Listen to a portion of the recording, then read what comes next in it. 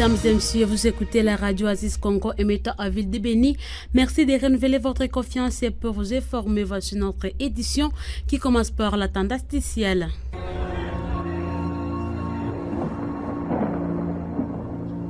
Oasis, la météo. La prévision météorologique de ce jeudi 10 octobre se présente de la manière suivante à Ville de Béni. La température maximale serait descendue à 24 degrés Celsius et la minimale à 18 degrés Celsius. L'humidité relative de l'air sera évaluée à 95%. La vitesse du vent sera évaluée à 10 km par heure en direction sud-sud-est. Le précipitation possible sera évalué à 80%. Ce jour, il fera partiellement chaud à Ville de Béni.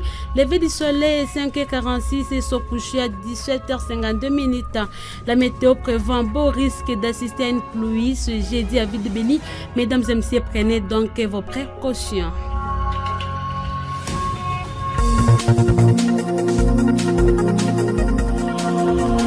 Au sommaire de cette édition, insécurité en ville de Béni, les autorités sécuritaires appelées à intensifier les patrouilles. L'appel est du Parlement des jeunes qui appelle au même moment la jeunesse à la vigilance et à la collaboration avec les services de sécurité. La société civile de Boutempo plaide pour l'implication urgente de la mesure d'allègement fiscal au Nord Kivu et en Ituri.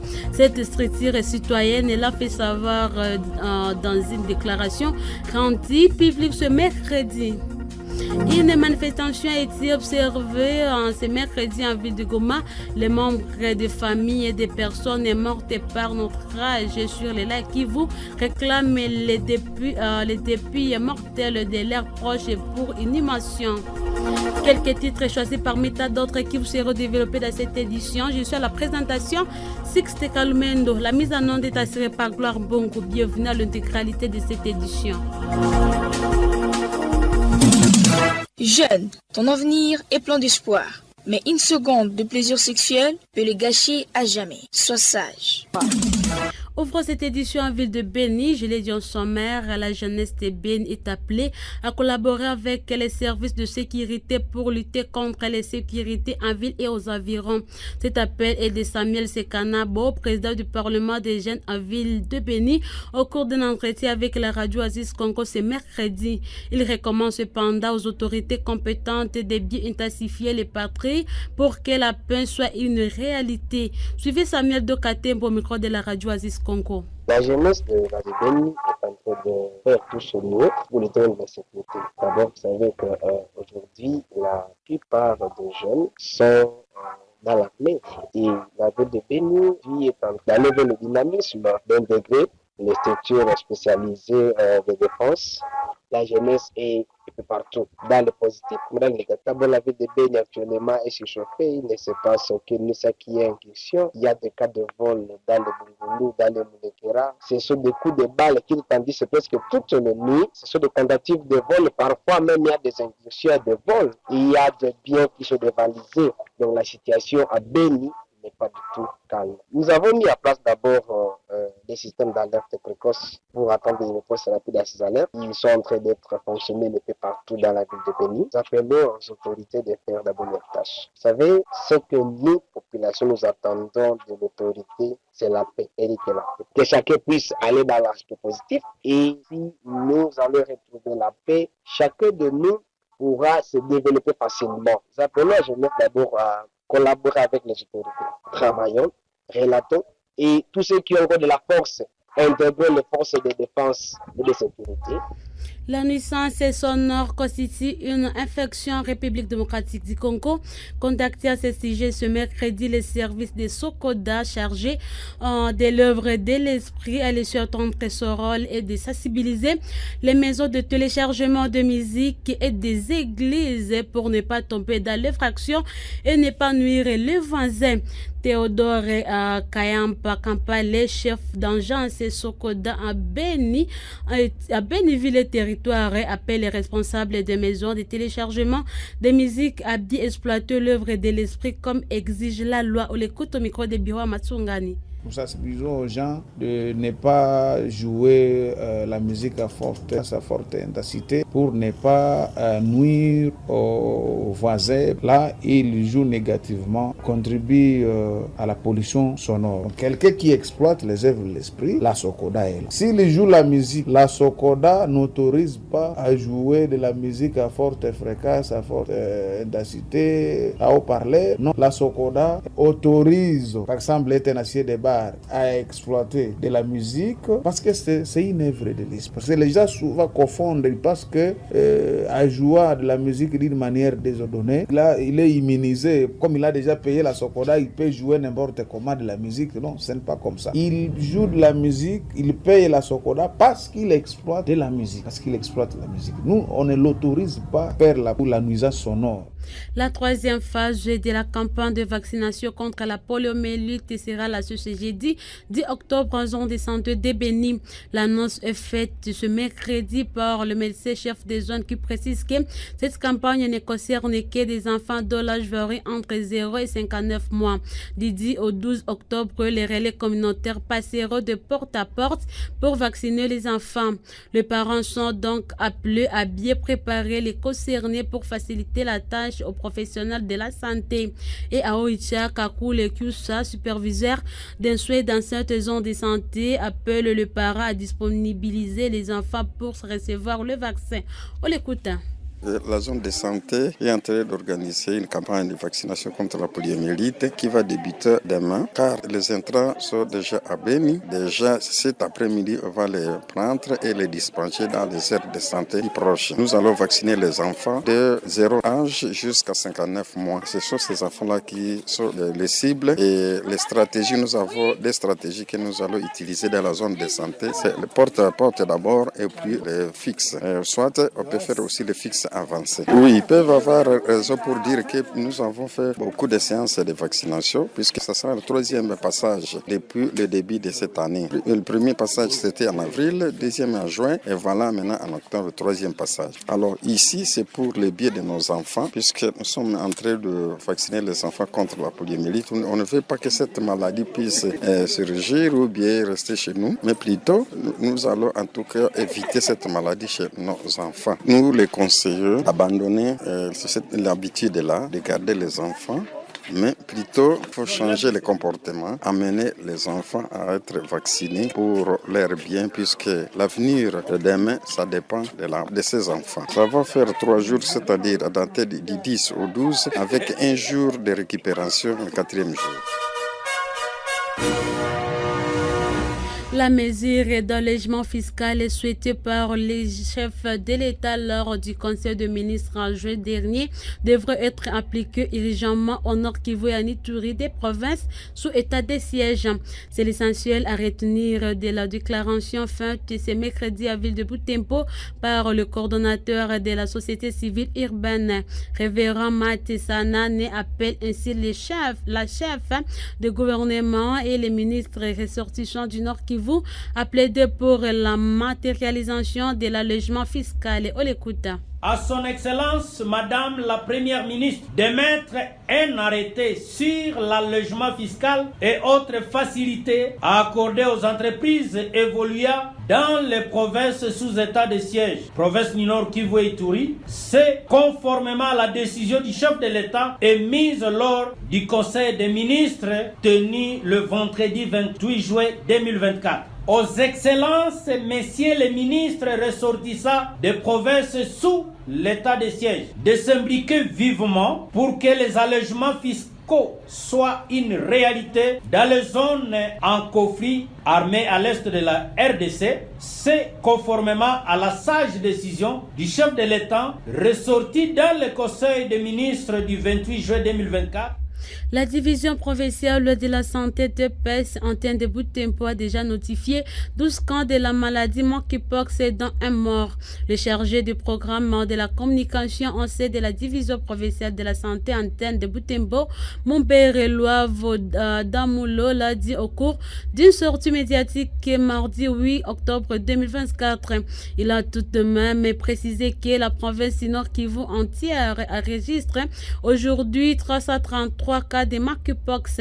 Faisons le point avec Zankos Mouvissois depuis Butembo. Le chargé du programme de communication, on sait de la division provinciale de la santé, a signalé que 12 cas de monkeypox ont été notifiés en sait de l'antenne sur le cumul de la province du Nord Kivu, estimé à 333 cas positifs. Sur 34 zones de santé qui composent la province du Nord Kivu, 14 zones de santé, 8 dans les petits nord et 6 dans les grands Nord Kivu, ont été affectées par cette maladie dangereuse. 2 décès, dont 1 dans le petit nord et 1 dans le grand nord, ont été déjà enregistrés. Le décès au sein de l'antenne Butembo est un enfant de 8 ans, issu de la zone de santé de Tchondo, en territoire de Béni. Le cumul des cas pour le moment au niveau de la province du Nord Kivu, nous sommes autour de 333 cas à la 59e semaine épidémiologique. On vient de signaler que sur le 333 cas confirmés, on a déjà enregistré 2 décès. Comprenez que la maladie est en train d'évoluer vraiment. Il y a des cas qui sont en train de s'augmenter du jour au lendemain. Les zones de santé touchées par cette variole de singe sur le 17 au sein de l'antenne de PC Butembo sont entre autres Mutwanga, Tchondo, Vuhobi, Mangorojipa, Katwa et Alimbongo. Butembo, Nzankos Mouvissois, Radio Oasis Congo, Béni. Je l'ai dit au sommaire de cette édition, manifestation ce mercredi 9 octobre en ville de Goma. Il s'agit de membres des familles et des personnes mortes par naufrage sur les lacs Kivu qui ont brûlé de pneus et peu partout pour réclamer les dépouilles mortelles de leurs proches pour les inhumations. Les détails avec notre correspondant occasionnel Germain Choukourou. Ils ont choisi la rue pour exprimer leur mécontentement face au refus du retrait des corps de leurs proches. Ces citoyens familiers des victimes de naufrage du 3 octobre dernier à Kituku ont revendiqué le corps de leurs proches pour l'enterrement. En colère, ils ont barricadé la route nationale à l'entrée de la morgue de l'hôpital provincial du Nord Kivu, exigeant au gouvernement central de leur remettre les dépouilles mortelles pour les obsèques. Mon épouse a péri dans le naufrage du bateau Merci. C'est pour cela que nous sommes très sérieux, nous sommes d'accord. Jusque-là, il n'y a aucune précision, il y a toujours des contradictions jusque-là. Il y a la province qui est en train de nous voler. Il y a également au niveau national, Madame le ministre des Affaires sociales, Madame Christa, qui nous a donné le point d'aujourd'hui. Il fallait qu'il y ait un enterrement à Minova aujourd'hui. Malheureusement, il n'y a pas eu enterrement. Mais par mégarde, nous avons appris que et pourquoi on doit continuer à conserver nos corps. Nous réclamons nos corps, que nous allions les enterrer avec dignité. Et nous n'avons plus besoin de leur aide. Le gouverneur du Sud-Kivu, le professeur Jean-Jacques Pourousse Sadiki, alerté, se rendu sur le lieu pour apaiser les familles éprouvées et autoriser aux familles des victimes de retirer les corps pour un enterrement digne et sécurisé, conformément à la coutume de chaque famille, car selon Magoufoul Sud-Kivu, le gouvernement central a déjà rendu disponible tous les moyens nécessaires quant à ceux. Aujourd'hui, les morts sont passés de 28 à 32, selon le rapport du gouvernement provincial du Nord Kivu. Les activités socio-économiques sont restées paralysées ce mercredi 9 octobre 2024 dans le village de Pankoi, Lulumu et Ilota, à groupement Bakaï, chefferie de Babila Babombi, territoire de Mambasani Touri. La situation était consécutive à l'incursion des ADF à Mabutua mardi dernier qui a poussé la population à quitter ce milieu.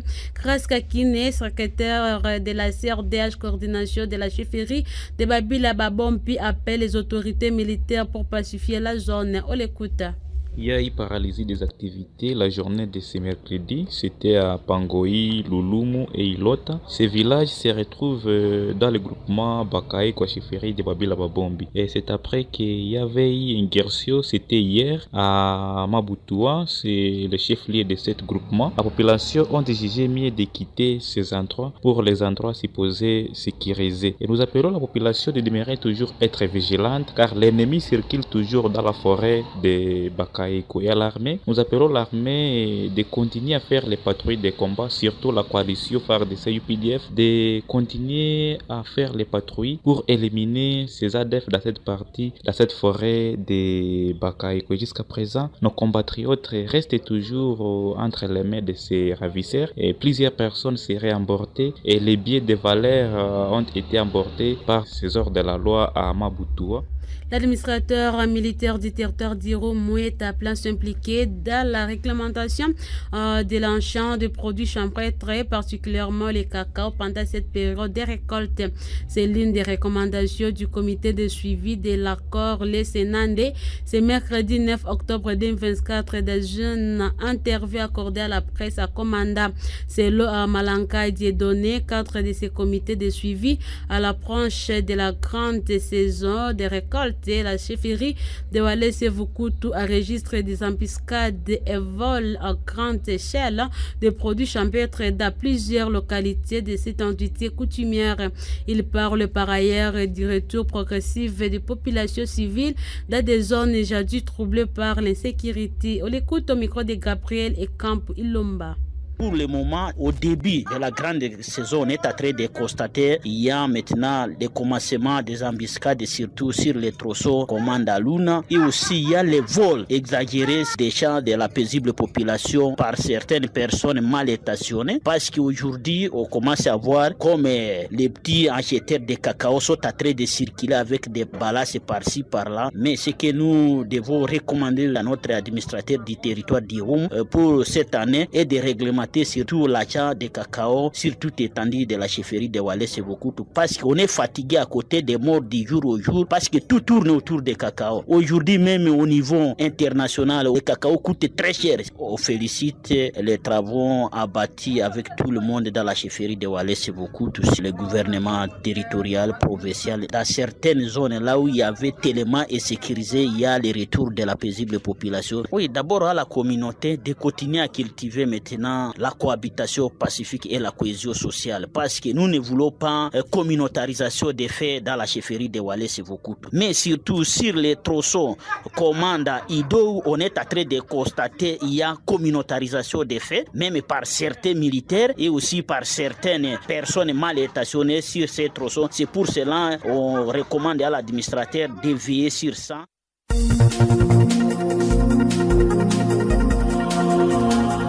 Mesdames et messieurs auditeurs de la radio Aziz Congo, comme vous l'avez constaté, c'est pas là que nous bouclons complètement cette édition. Si vous l'avez aimé, dites merci à Gloire Mbongo pour sa mise en onde, mais aussi à notre staff rédactionnel de la radio Aziz Congo pour la réalisation de cette édition, surtout l'équipe de la rédaction. J'étais à la présentation Sixte Kalumendo. Merci de nous avoir suivis, portez-vous bien.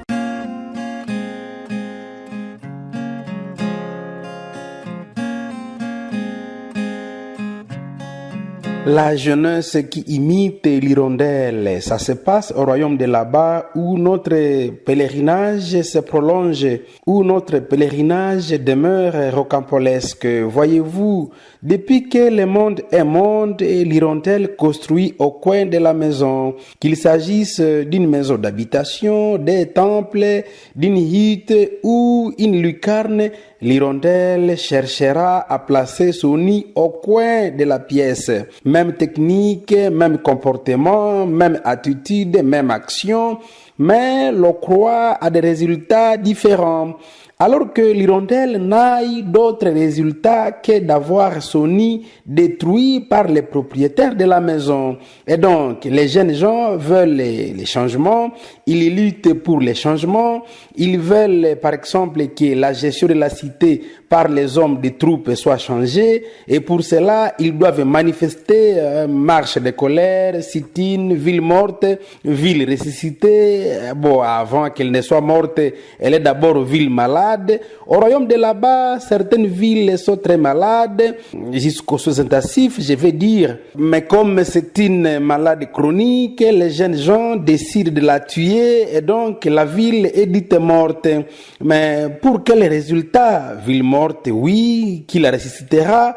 Les jeunes gens l'année antérieure trompaient toute une communauté de la partie septentrionale du royaume de là-bas. Ah non, si nous manifestons durant 18 jours, sit-in, grève, ville morte, la mission des observateurs obsolètes partira. La mission quittera le royaume. Par un forcing mêlé aux intox, durant 18 jours, les gens marchèrent pieds nus, fermèrent boutiques et magasins, ceci longuement et vainement, une véritable peine perdue dans une ruse en outrance, profitant de la sous-information des bas peuples.